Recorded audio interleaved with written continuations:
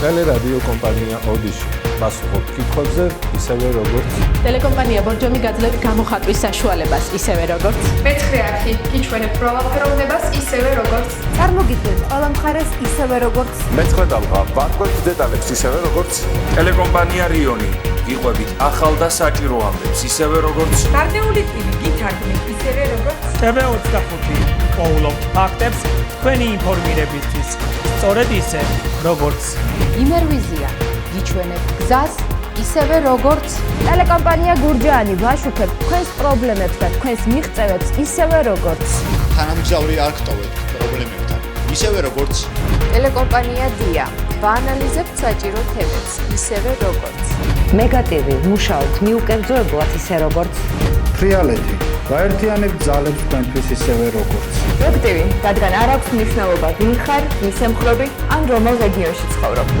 რეგიონული ტელევიზიები ყველგან და ყოველთვის მუშაობთ თქვენი ოჯახის უსაფრთხოებისთვის საქართველოსთვის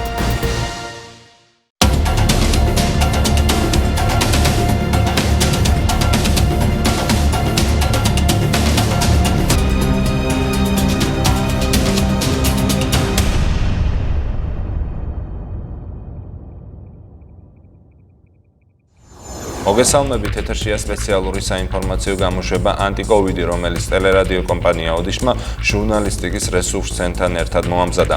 ბოლო 24 საათში საქართველოში კორონავირუსის 1194 ახალი შემთხვევა გამოვლინდა. ამ დროისთვის ქვეყანაში ინფიცირების შემთხვევათა საერთო რაოდენობა 19847-ს შეადგენს. სამეგრელოში COVID ინფექცია 68 პირს დაუდასტურდა, დეტალები ნახეთ სიუჟეტში.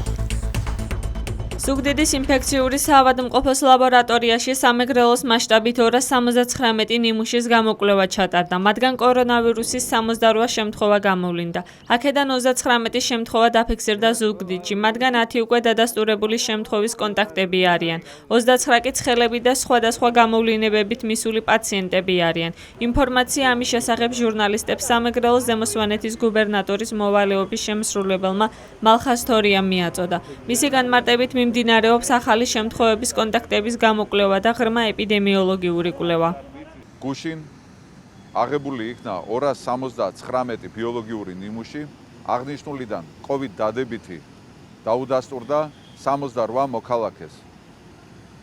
აღნიშნულიდან 39 არის ზუგდიდის მუნიციპალიტეტის მაცხოვრებელი. 10 მათთაგან უკვე დადასტურებული შემთხვევების კონტაქტები არიან. ხოლო დანარჩენი 29 არის თვითდინებით სამედიცინო დაწესებულებაში მისული მოქალაქეები, რომლებსაც ჰქონდათ ცხელება. გარდა ამისა, ფოთსა და ჩხოროწყუში 7 მოქალაქეს დაუდასტურდა COVID ინფექცია. 5 მოქალაქეს დაუდასტურდა ხობის მუნიციპალიტეტში. 4 მოქალაქეს სენაკის მუნიციპალიტეტში, 4 მოქალაქეს წყალენჯიხის მუნიციპალიტეტში, 1 მოქალაქეს მარტვილის მუნიციპალიტეტში.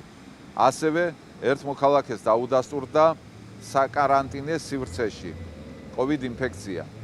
რუხის კლინიკაში მკურნალობის კურსს გადის 114 COVID პაციენტი, აქედან 15-ის მდგომარეობა შედარებით მძიმეა. ამასთანავე ბოლო 24 საათის განმავლობაში რეგიონის მასშტაბით გამოჯამრთელდა 7 პირი, მათ შორის 6 რუხის კლინიკიდან, 1 კი ფოთის კლინიკიდან, ხოლო რეგიონის მასშტაბით სულ საკარანტინე სივრცეში იმყოფება 232 ადამიანი. ევროპული საქართველო ხელისუფლება საარჩევნო და ადმინისტრაციული რესურსის გამოყენებაში ადანაშაულებს. ქართული ოცნების მაჟორიტარობის კანდიდატი ირაკლი ჩიქოვანი მის საარჩევნო კამპანიაში იყენებს ადმინისტრაციულ რესურსს. კერძოდ მისი შტაბის უფროსის გეგა შენგელიას ინფრასტრუქტურულ პროექტებს ამთხვევს იმ სოფელში, რომელ სოფელშიც აკეთებს შეხვედრებს ირაკლი ჩიქოვანი აცხადებენ პარტიაში. ევროპული საქართველო მოძრაობა თავისუფლებისთვის წარმომადგენლებმა საჩივარი შეიტანეს ზუგდიდის ნომერ 77 საარჩევნო ოლქში. მათი განცხადებით ქართული ოცნების მაჟორიტარობის კანდიდატი ირაკლი ჩიქოვანი მის საარჩევნო კამპანიაში იყენებს ადმინისტრაციულ რესურსს. კერძოდ მისი შტაბის უფროსი გეგა შენგელია ინფრასტრუქტურულ პროექტებს ამთხოვს იმ სოფლებში, რომელ სოფლებშიც აკეთებს შეხვედრებს ირაკლი ჩიქოვანი.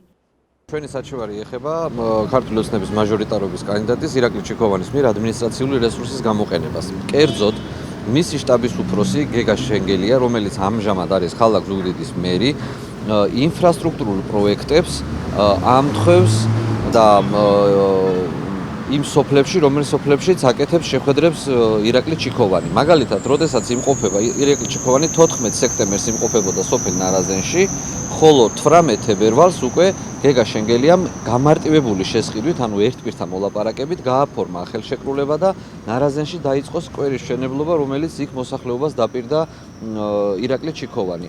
ანუ სადაც დადის ირაკლი ჩიქოვანი, რომელიც სოფლებშიც აკეთებს შეხვედრებს, მერის მიერ დადებული კონტრაქტები მიყვება პირდაპირ მის შეხვედრების გრაფიკს. და აღნიშნული არის საარჩევნო კანონმდებლობის დარღვევა, არის ინფრასტრუქტურული პროექტების გამოყენება ქართული ოცნების მაჟორიტარობის კანდიდატის მიერ, ანუ ეს არის ადმინისტრაციული რესურსის გამოყენება, რომელზეც შევიტანეთ საჩივარი საოლქო საარჩევნო კომისიაში და აღნიშნულ დარღვევაზე ველოდებით რეაგირებას. ზუგდიდის ნომერ 77 საარჩევნო ოლქის თავმჯდომარის მირანდა მესხის განცხადებით დღეს შემოვიდა საჩივარი. შესაბამისად ისინი მოიკვლევენ, შეისწავლიან და კანონით დადგენილ ვადებში მიიღებენ გადაწყვეტილებას. ევროპული საქართველო მოძრაობა თავისუფლებისთვის შეტანილ საჩივარს თან ახლდა ფოტომასალა. ახლა კი თბილისის სტუდია გვიერთდება, შემდეგი ჩვენ სტუმართან ერთად დაბრუნდებით.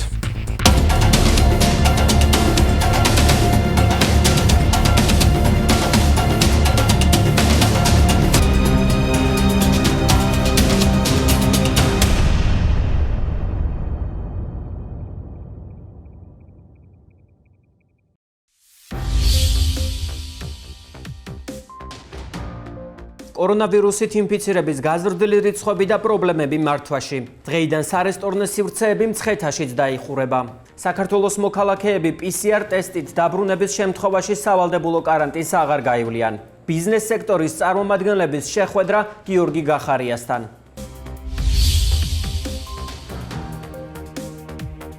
მოგესალმებით, გიერთდებით თბილისის სტუდიით, მე გიგა აბულაძე ვარ.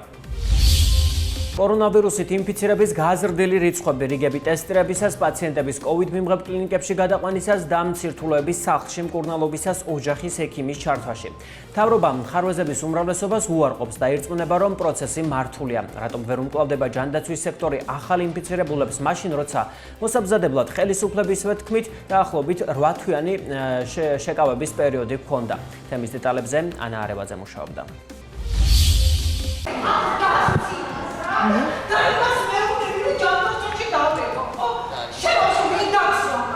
რიგები COVID ტესტირებისას ცხელი ხაზი და უპასუხოდ დარჩენილი პაციენტები ერთი კლინიკიდან მეორეში გადამისამართება. როგორ უმკლავდება ჯანდაცვის სექტორი COVID პაციენტების მიღებასა და ტესტირებას? გვიან დაიწყო დაცისნახევრიდან ველოდებით.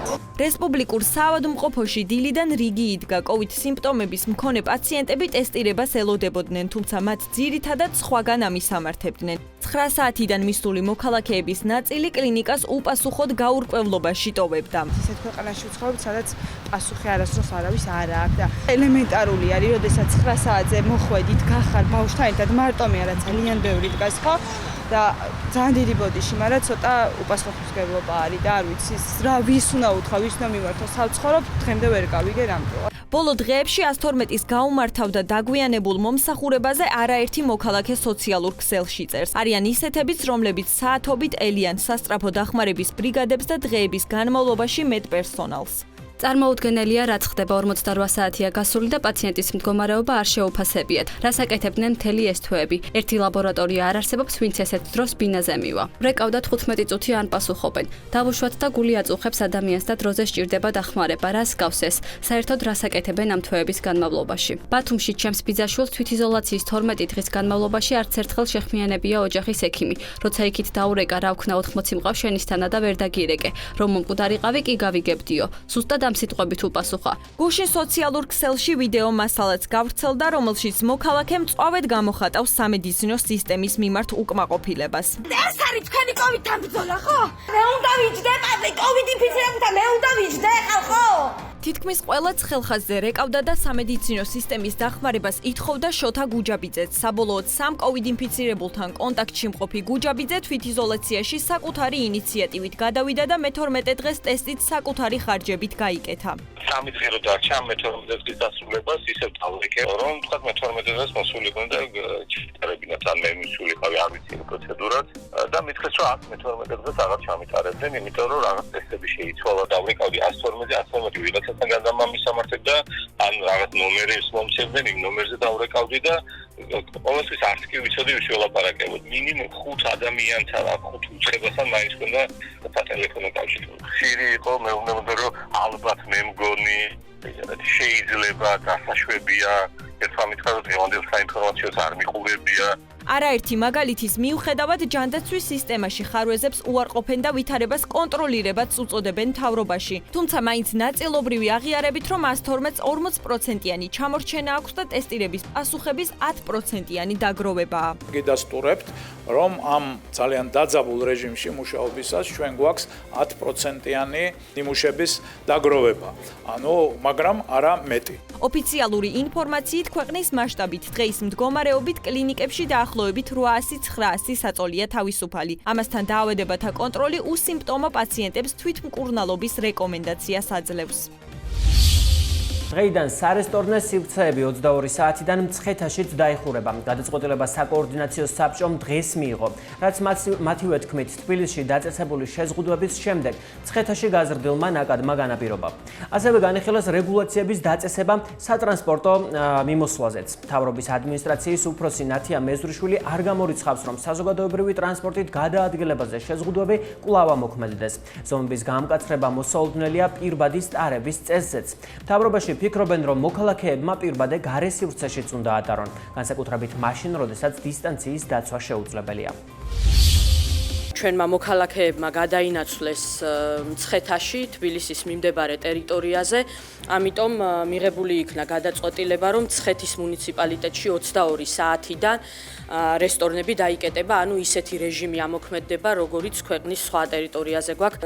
პირბადის არ გაკეთება, ასე ვთქვათ, ამ წესის შეუსრულებლობა ჩვენთანაც ისჯება, ჯარიმა მოგეხსენებათ ამაზე დაწესებული. არ უნდა გვჭირდებოდეს თქვენ რაც ბრძანეთ, ესეთი შოლტის ეფექტით მუშაობა. დავინახავთ, რომ ეს დაგჭირდება, რა თქმა უნდა, ამას გავაკეთებთ, საკანონმდებლო ცვლილებებიც არ იქნება პრობლემა. ბათუმში ქონდა შეზღუდვები, რომელიც მოუხსენით, შიდა საქალაქთაშორისო გადაადგილებას გულისხმობდა, თუ საჭიროება კიდე იქნება ამისი, რა თქმა უნდა, ამაზე საბჭო იმსჯელებს ეპიდემიოლოგების რეკომენდაციებზე დაყრდნობით და წერტილოვნად ამ გადაწყვეტილებების მიღება მოხდება.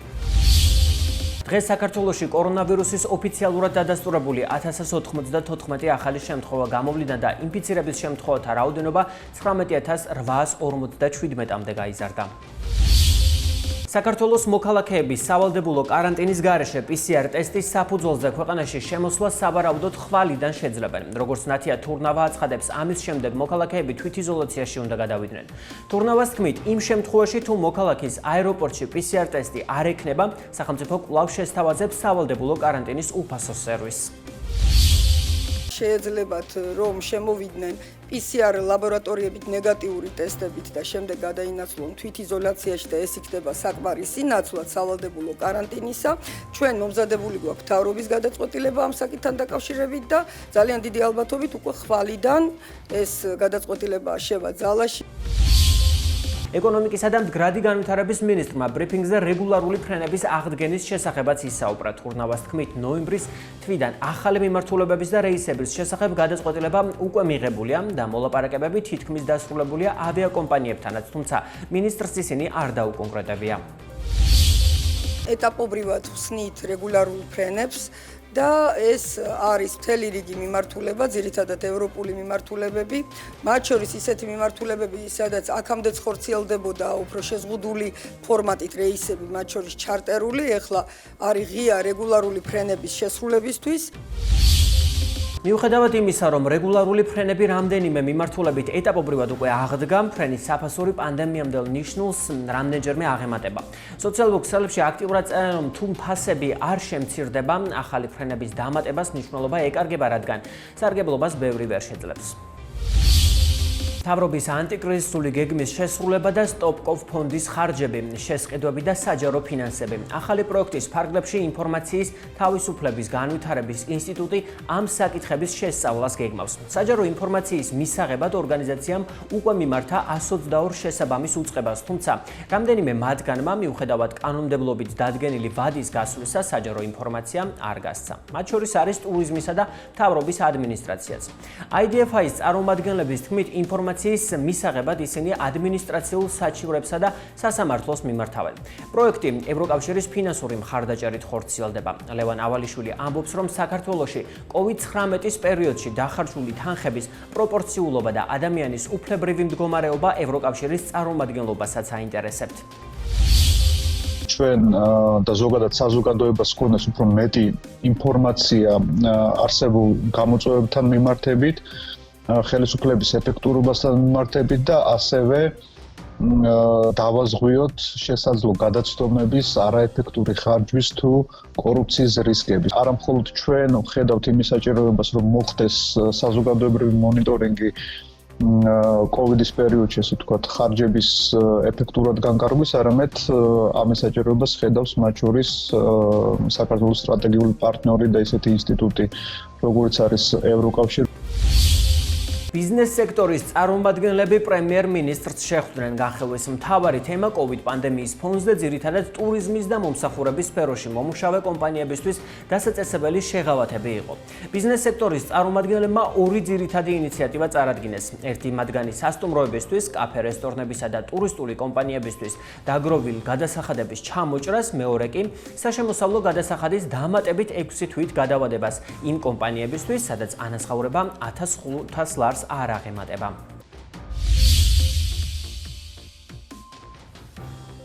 უცხოეთის სიახლეები მოკლედ. გერმანიაში მინისტრი მოქალაქეებს პანიკური შესყიდვების შეწყვეტისკენ მოუწოდებს, როგორც Deutsche Welle წერს, კორონავირუსის შემთხვევების მატებასთან ერთად მოქალაქეებში შესაძლო ახალი ლოკდაუნის შიშმაც იმატა, რის გამოც რიგ მაღაზიებში პროდუქტზე მოთხოვნა უეცრად იმატა. გერმანიის სოფლის მეურნეობის მინისტრის თქმით, ლოკდაუნის გამოცდილება მაჩვენა, რომ ეკონომიკას პანდემიის პერიოდში შეუძლია არსებობა, ამიტომ მომხმარებლები ხელისუფლებასა და ბიზნესის წარმომადგენლებს უნდა ენდონ.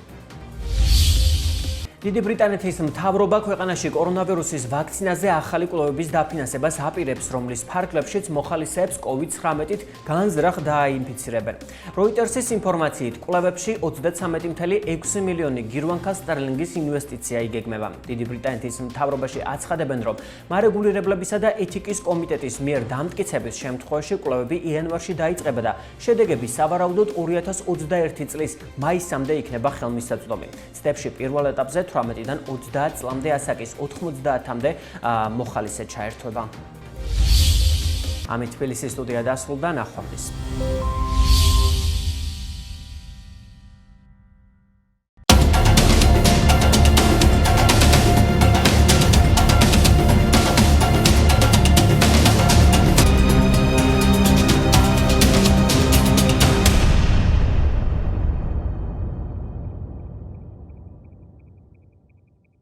მოგესალმებით, ჩვენ ისევ პირდაპირ ეთერში ბრუნდებით და ამჯერად ჩვენს შეკითხვებს უპასუხებს სტუდენტი რომეო მალაზონია. მოგესალმებით რომეო, მადლობას გიხდით, რომ მიღებთ გადაცემაში მონაწილეობას.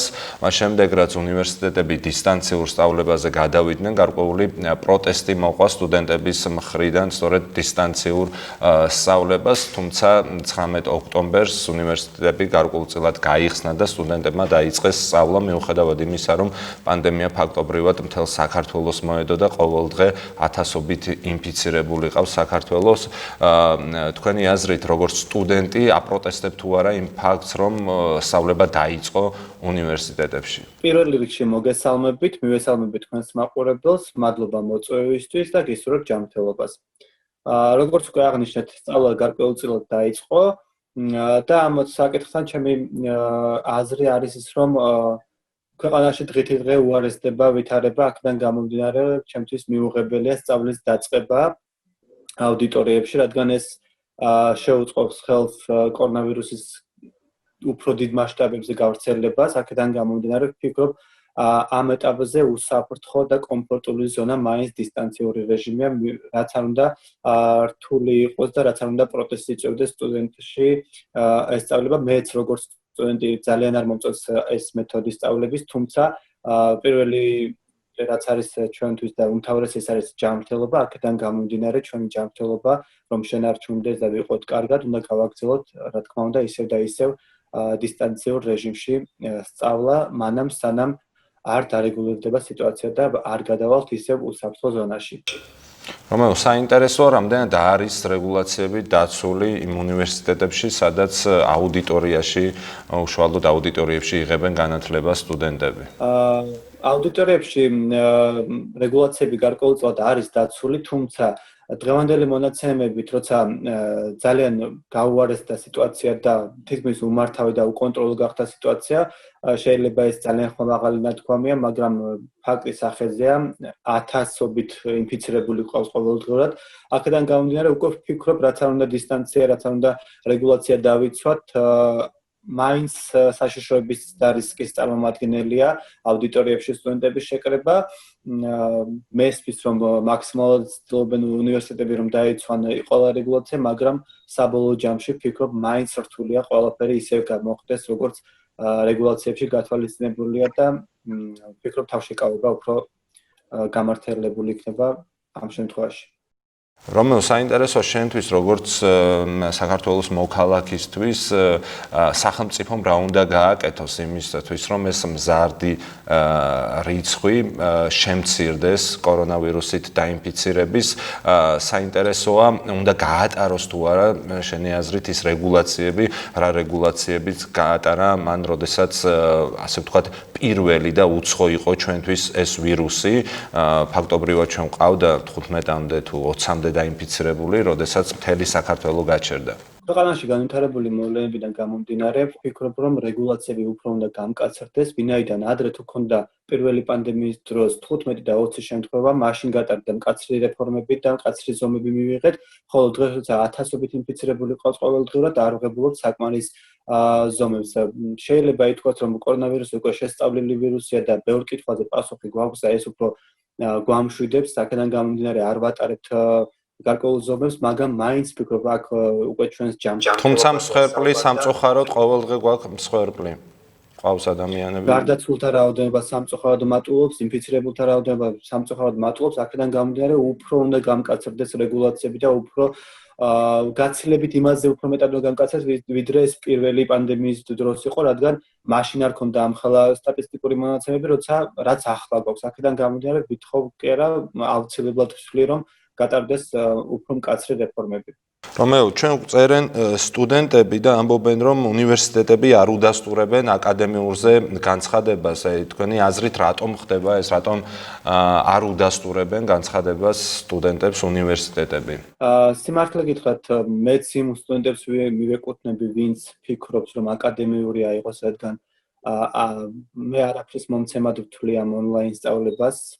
და ვერ ვიტყვი რომ მე უკვე მივმართე, მაგრამ მე ვაპირებ მიმართვას, მაგრამ გავიგე ძალიან ბევრი ფაქტი, როცა სხვადასხვა უნივერსიტეტებს სტუდენტებმა მიმართეს აკადემიურის აღებასთან დაკავშირებით განცხადება დაწერეს, თუმცა არ დაკმაყოფილდა.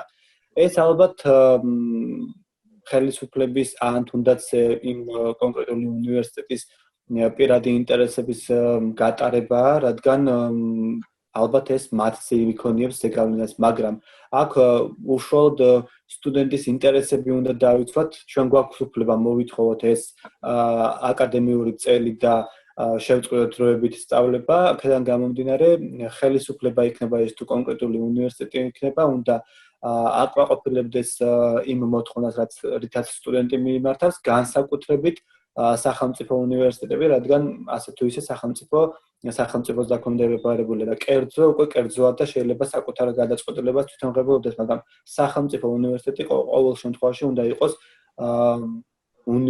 მოსწავლეზე, ანუ სტუდენტზე მორგებულად უნდა მოქმედებდეს.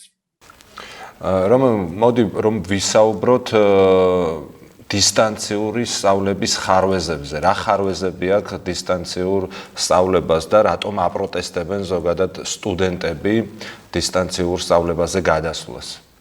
დისტანციურ სწავლებას აქვს როგორც დადებითი, ზოგადად ყველაფერს აქვს დადებითი და უარყოფითი მხარე, მაგრამ აქ უკვე საუბარია ჩვენს განათლება, რომელიც შეგვიქმნის ხვალინდელ დღეს და გარანტია წარმატების. იმისთვის, რომ წარმატებას მივაღწიოთ, აუცილებელია განათლება მივიღოთ საფუძვლიანად, კარგად და ხარისხიანად.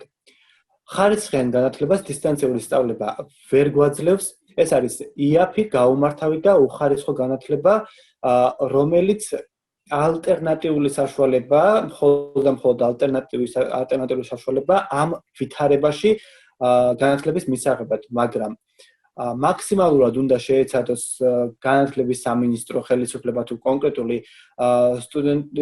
უნივერსიტეტები, რომ რაც შეიძლება მალე შეიცვალოს ეს მიდგომა სწავლის მიმართ, რადგან მე დღეს სწავლობ უკვე ერთ თვეზე მეტია დისტანციური სწავლებით და ვერ მივიღე ის დამაკმაყოფილებელი ცოდნა, რასაც უნივერსიტეტში მივიღებდი. ალბათ ბევრი იფიქრებს, რომ დაიწყოს, რომ თუ ადამიანს სწავლა უნდა ონლაინ იქნება ეს თუ აუდიტორიაში იქნება, ყველგან ისწავლით. არ არის ესე.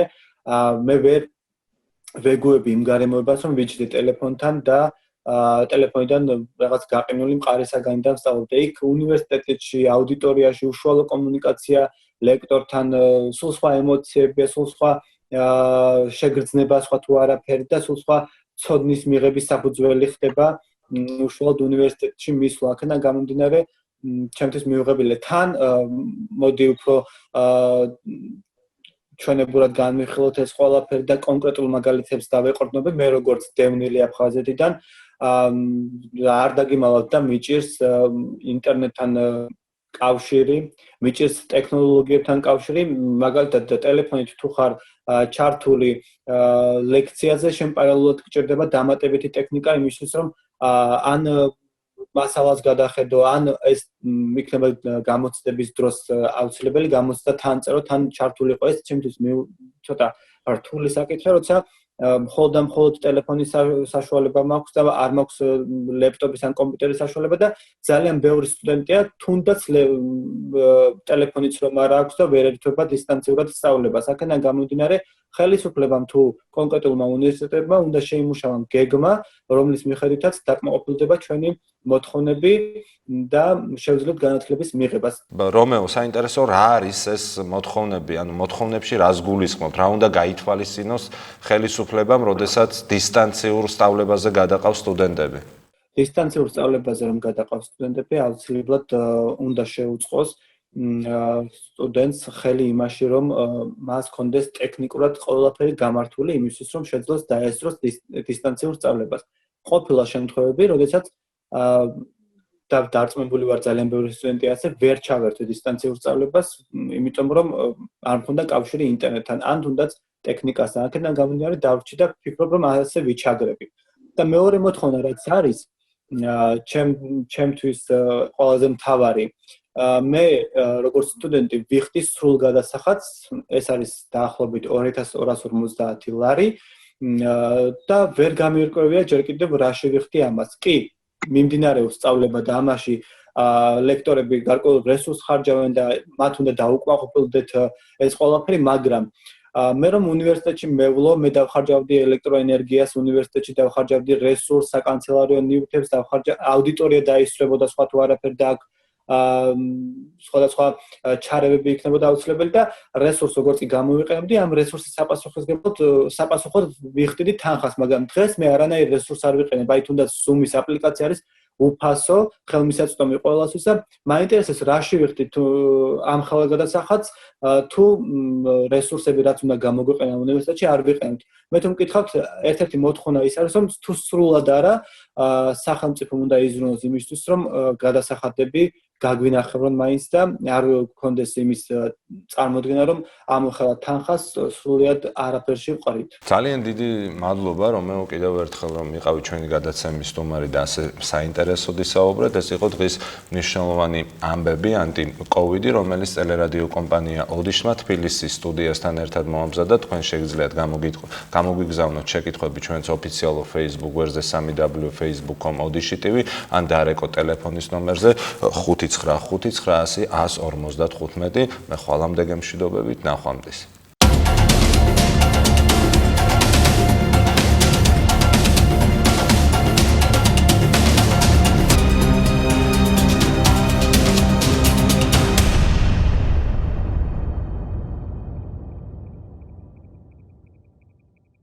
ტელერადიო კომპანია ოდიში პასუხობთ კითხვებზე ისევე როგორც ტელეკომპანია ბორჯომი გაძლევთ გამოხატვის საშუალებას ისევე როგორც მეცხრე არქი გიჩვენებთ პროვაფეროვნებას ისევე როგორც წარმოგიდგენთ ყველა მხარეს ისევე როგორც მეცხრე დალღა ვარკვევთ დეტალებს ისევე როგორც ტელეკომპანია რიონი იყვებით ახალ და საჭირო ამბებს ისევე როგორც გარდეული ტივი გითარგმნით ისევე როგორც TV25 პოულობ ფაქტებს თქვენი ინფორმირებისთვის სწორედ ისე როგორც იმერვიზია გიჩვენებთ გზას ისევე როგორც ტელეკომპანია გურჯაანი ვაშუქებთ თქვენს პრობლემებს და თქვენს მიღწევებს ისევე როგორც თანამგზავრი არ გტოვებთ პრობლემებთან ისევე როგორც ტელეკომპანია დია ვაანალიზებთ საჭირო თემებს ისევე როგორც ნეგატივი მუშაობთ მიუკერძოებლად ისე როგორც ფრიალეთი გაერთიანებთ ძალებს თქვენთვის ისევე როგორც აქტივი რადგან არ აქვს მნიშვნელობა ვინ ხარ ვის ემხრობი ან რომელ რეგიონში ცხოვრობ